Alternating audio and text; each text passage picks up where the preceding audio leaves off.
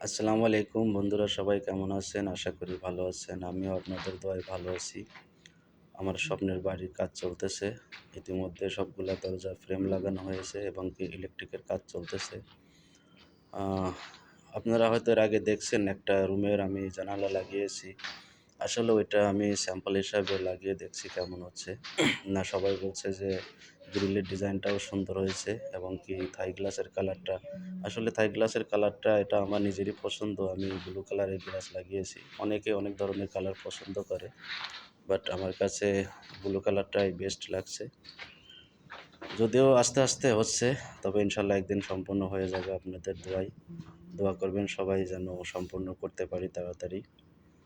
আর আমিও দোয়া করি আপনারা সবাই ভালো থাকবেন, আমার জন্য দোয়া করবেন যেন তাড়াতাড়ি আমার কাজটা হয়ে যায়। আর অবশ্যই কমেন্টে জানাবেন বাড়ির ডিজাইনটা কেমন হচ্ছে। আর আগামীতে আরও যা যা আমার বাড়ির কাজ হবে সব কিছু আমি আপনাদের শেয়ার করব। দোয়া করবেন সবাই।